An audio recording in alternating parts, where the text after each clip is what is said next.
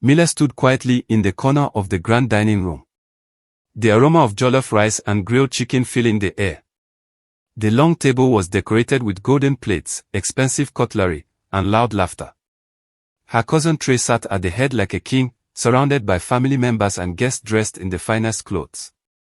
Mo had spent the whole day cooking, cleaning, and setting the table. But when she tried to sit down, Tara's voice cut through the room like a knife.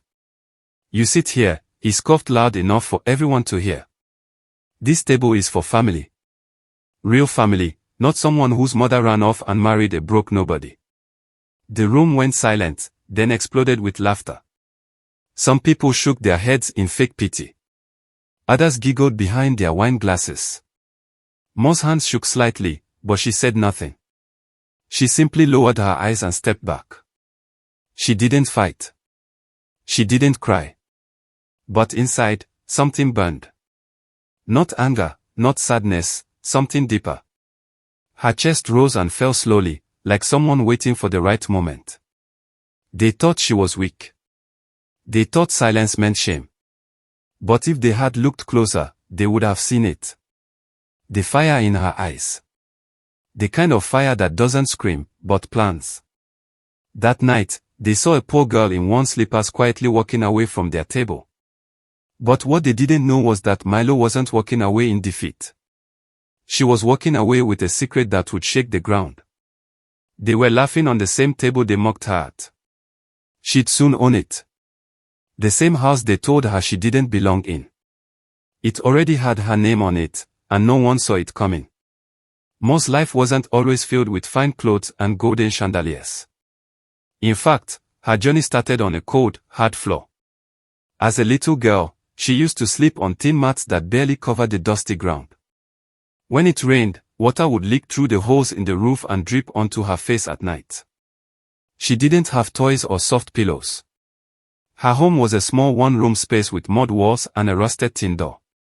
Every morning before the sun rose, Mo would carry firewood on her head through long, rough paths just to help her mother cook something small for breakfast. Some days they didn't eat at all. Other kids laughed at her torn clothes and bare feet. But Mo kept going, her eyes always fixed on something greater at school. While others joked or gave up, Mo stayed back, writing her notes under the dying light of the street lamp. She didn't have electricity at home, so she would sit outside with mosquitoes biting her legs just to finish her homework. Teachers saw her as quiet but brilliant.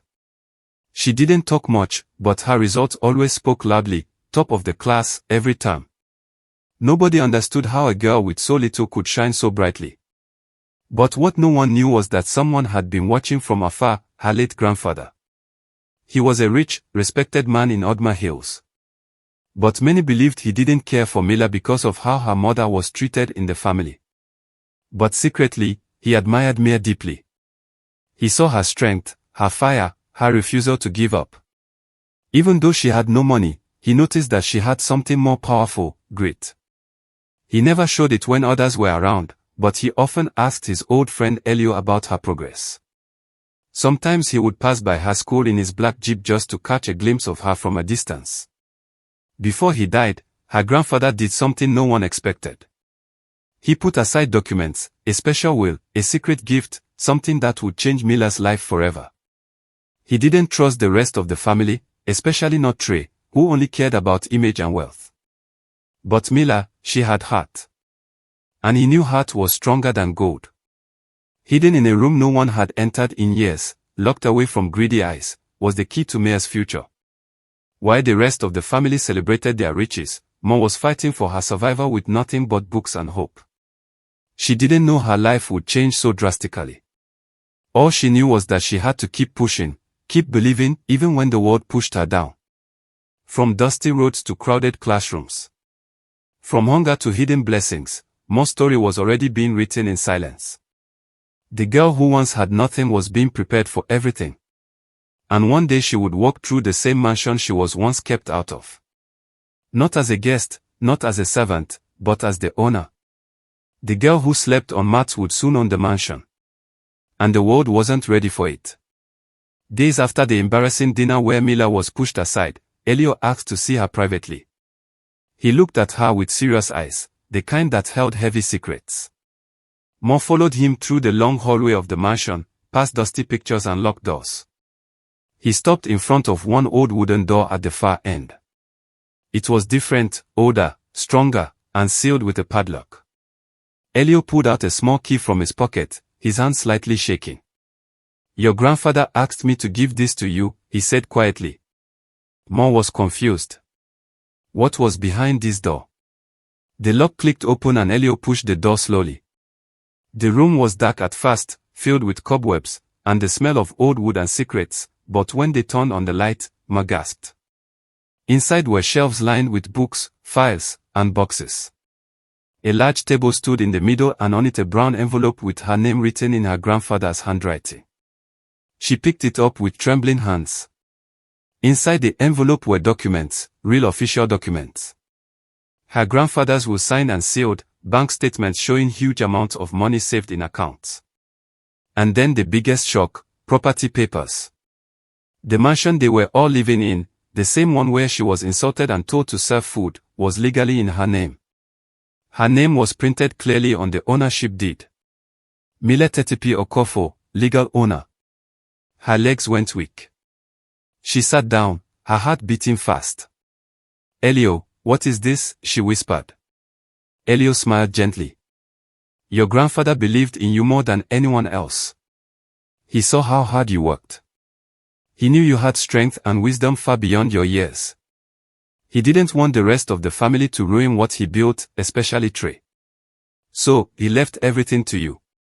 But he told me not to give it to you until you were ready. Until they showed you who they really were." Tears filled Mo's eyes. All her life she had felt unwanted in that house. They treated her like she didn't matter, like she was just a helper. But now she was the real heir.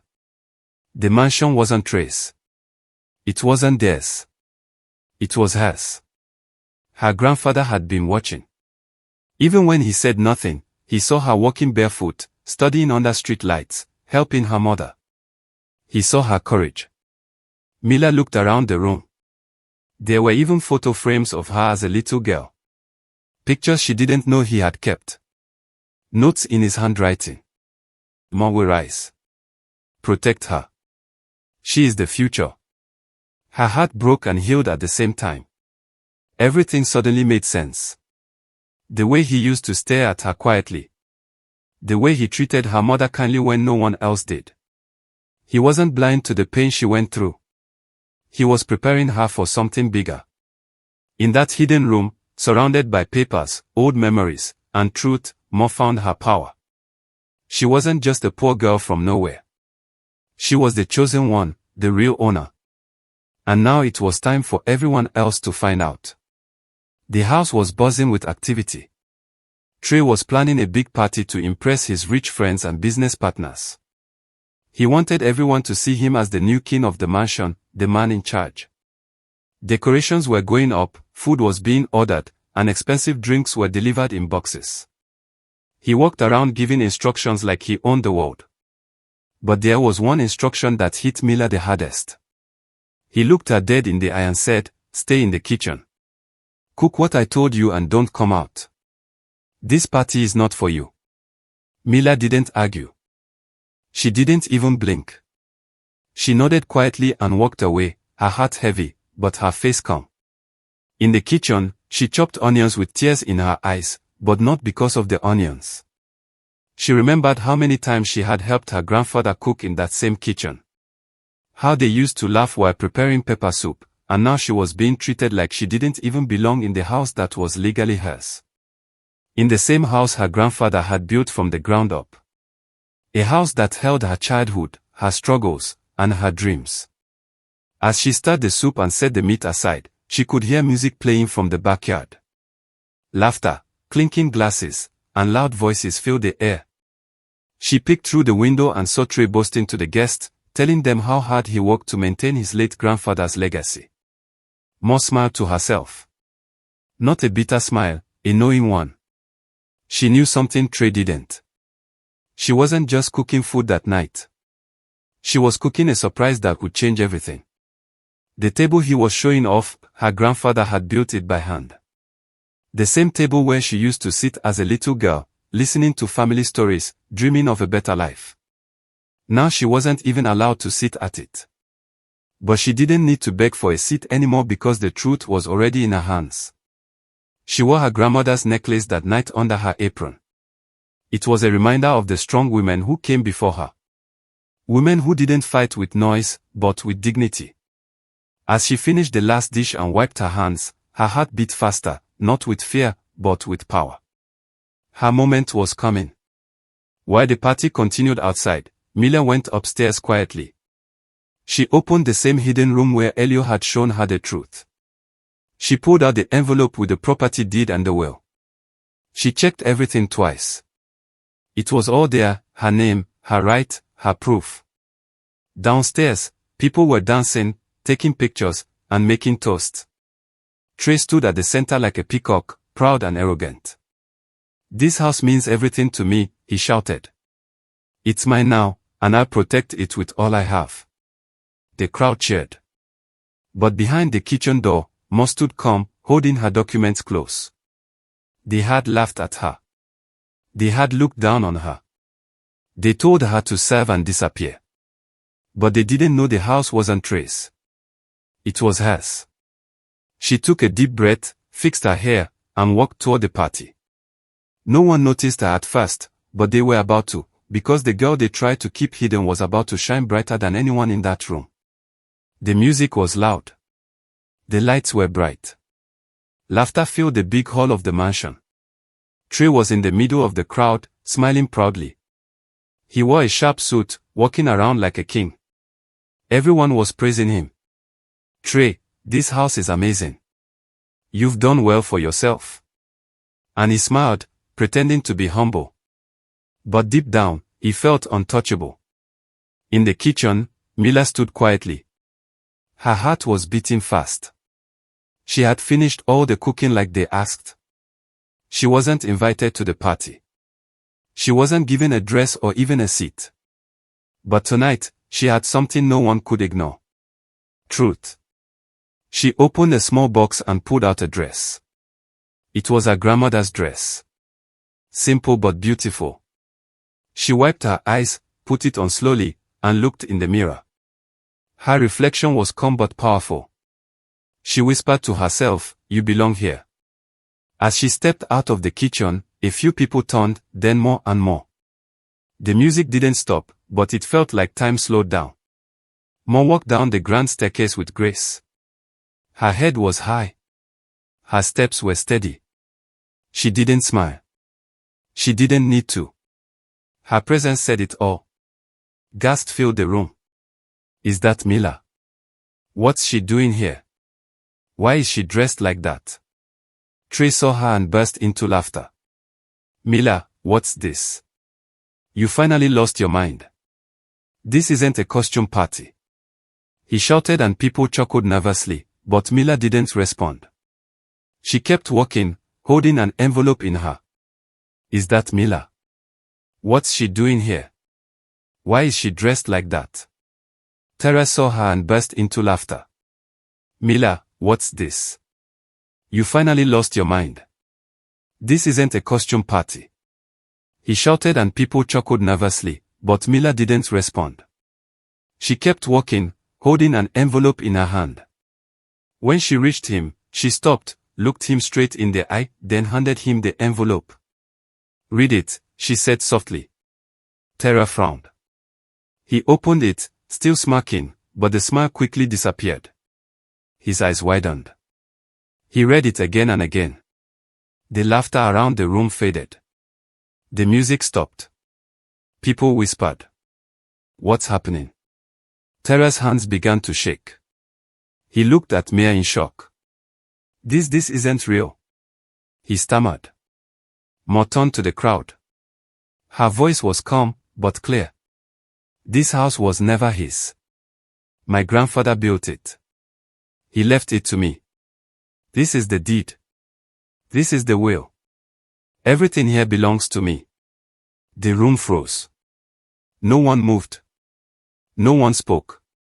All eyes were on Mila, the girl they once ignored. The girl they pushed aside. The girl who was told she didn't belong. And now she was standing in her grandmother's dress, owning the moment and the mansion. T looked around for support, but no one said a word. He was exposed, embarrassed, powerless. Mila turned slowly and walked away, leaving silence behind her. The girl they tried to keep in the kitchen just became the queen of the house. There was silence. A heavy, strained silence. No one knew what to say. The same people who laughed at Mila just minutes ago now stared at her like she was someone new, someone powerful, someone important. She stood there in her grandmother's dress, calm and proud, holding the truth in her hand, the deed, the proof. The moment everything changed. Tia still couldn't speak. His face turned red. He looked around, hoping someone would defend him, but everyone stayed quiet. Even the relatives who used to whisper behind Mo's back avoided his eyes. He opened his mouth to talk, but no words came out. Then Mo stepped forward. She didn't shout. She didn't cry. Her voice was soft, but it cut through the room like thunder. This table, she said, pointing at the big dining table everyone was sitting around. My grandfather built it with his hands, with his sweat for his family. And I am his family. She looked around slowly, meeting the eyes of everyone who once mocked her. This house, she said, holding the deed up high. It's mine. He gave it to me. Not to show off, but because he believed in me, even when nobody else did now. The room was fully focused on her. Some people looked down in shame. Others nodded, surprised by her strength. Then Mila smiled gently and said, "And dinner." She paused, looked at the fancy dishes on the table, then back at them. "You're welcome to leave hungry." Boom. The room exploded with gasps. Some people clapped, some stood up, shocked. A few laughed nervously. Others grabbed their bags and quietly walked out, too embarrassed to face her. Those who stayed now looked at Mo with respect in their eyes. She didn't have to raise her voice. She didn't have to fight. Her truth, her calm strength, and her proof were louder than any argument. Tai slowly sat down, defeated. The same house he used to rule over was no longer his kingdom. The girl he treated like a servant just became his landlord. One old uncle whispered to another, "I always knew she was different." Someone else said, "She looks just like her grandmother." Strong. Naladi, Mila's best friend, gave her a proud smile from across the room. Mila stood tall. For years, they saw her as the poor girl, the one who didn't belong. The one who was only good enough to serve food and stay silent. But tonight, they saw who she really was. The rightful owner, the true heir, the quiet storm they never saw coming. The girl they laughed at was now the one holding the keys. She didn't need revenge. She didn't need to scream. She just stood in her truth. And in that moment, Mila didn't just get her house back. She got her power, her pride, and the respect she had always deserved. The next morning, the gates of the mansion opened, not for another party, but for lawyers in suits, walking with confidence and carrying documents in leather folders. They weren't there for small talk. They were there for action. Mo stood at the top of the stairs, dressed simply, but with the quiet strength of a queen. No shouting, no drama, just proof. Toro ran toward her, panic in his eyes. "Mila, please let's talk. We are family." Mila looked at him calm and steady. "Family?" she asked softly. "You never saw me as family.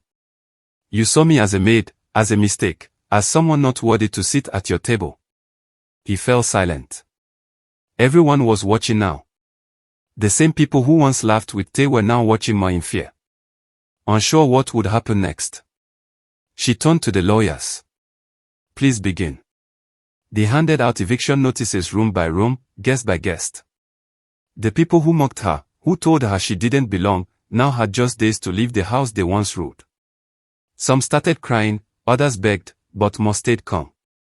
Her face didn't change. She had cried enough in the past. Today wasn't for tears. It was for truth. Then she turned to Elio, the only one who had helped her from the start. "Elio," she said, from today, you're the manager of this estate. Make sure everything runs right, with fairness, with order. Elio nodded, proud and serious. The staff who had once ignored Mia now bowed slightly when she passed. Everything had changed.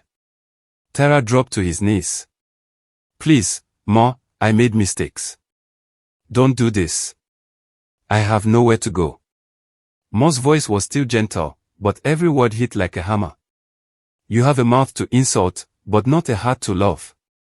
You turned your back on me when I had nothing. Now I return the favor with proof, not pain. She looked him in the eye and said clearly, from now on, you are tenants in a house you used to mock me in. I will treat you better than you treated me.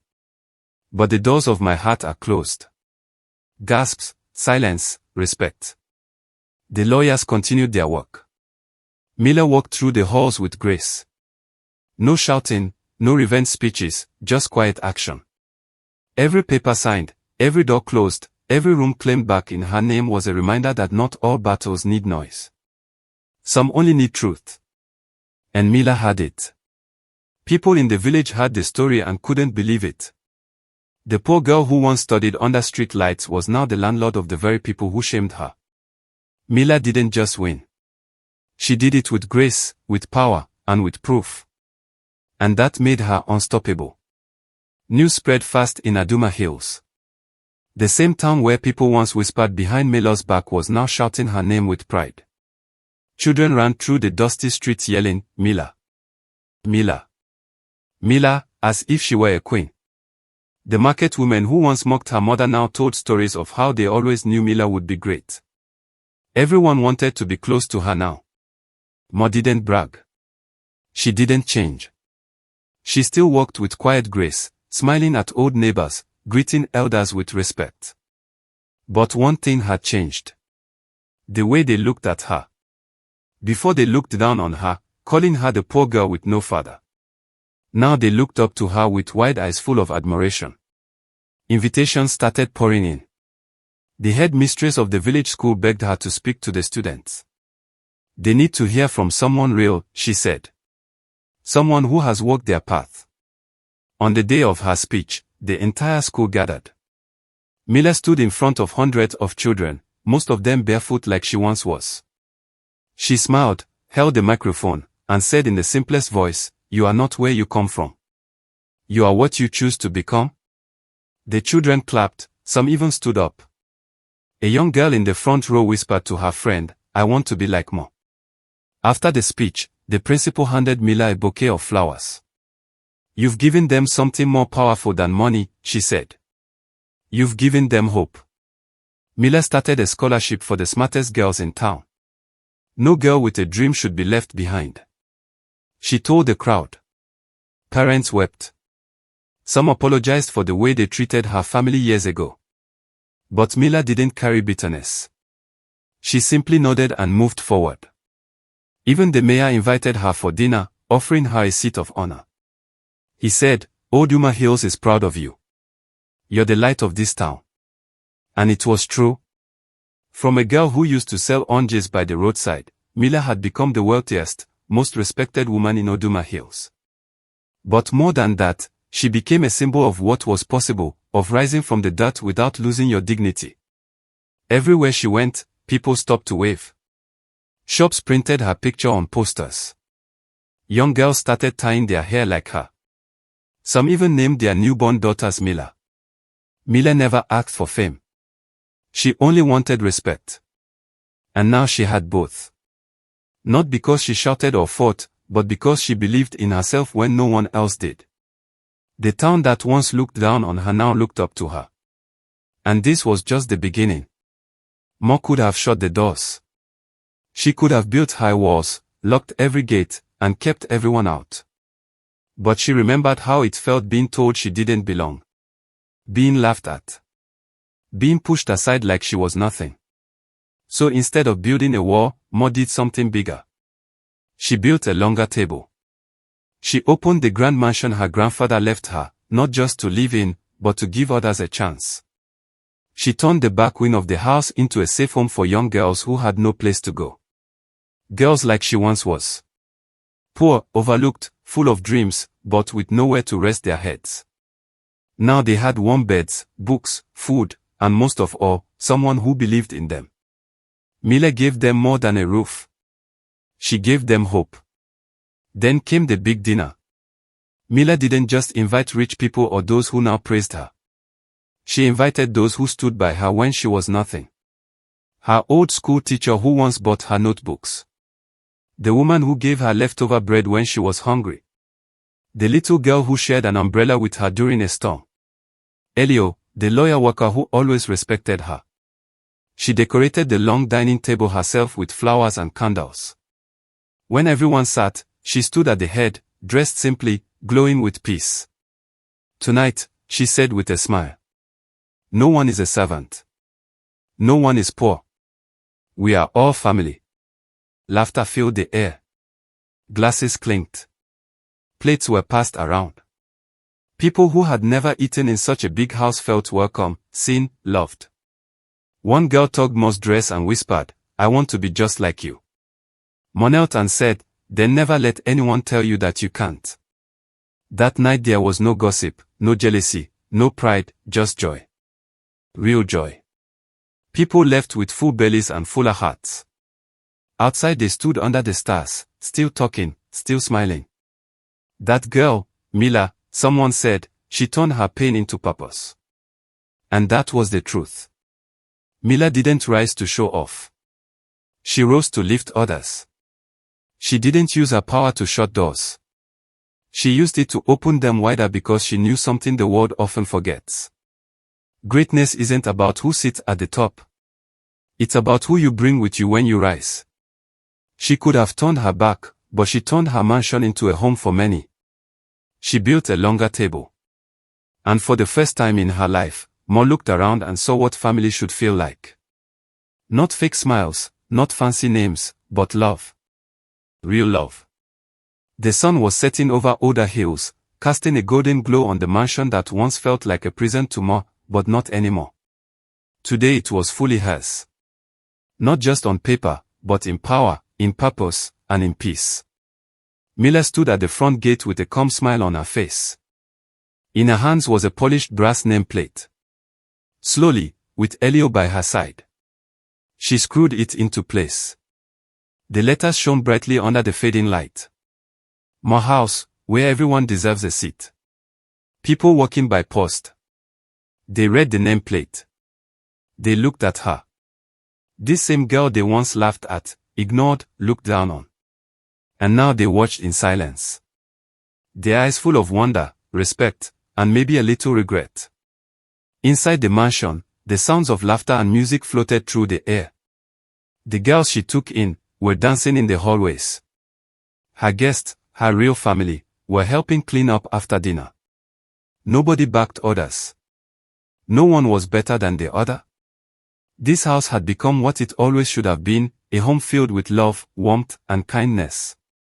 As Mila stepped back and looked at her name on the gate, a voice-over came in, soft but strong. Never forget the ones who try to dim your light because one day it will blind them. The camera panned slowly around her, capturing the very place where she had once been told she didn't belong. The same table she was once banned from, she now owned. The same walls that echoed with laughter at her pain now echoed with hope. And as the last light of day touched her face, Mila didn't cry. She didn't shout. She simply smiled because she knew this wasn't just about revenge. It was about rising with grace. She didn't just win. She changed the meaning of legacy.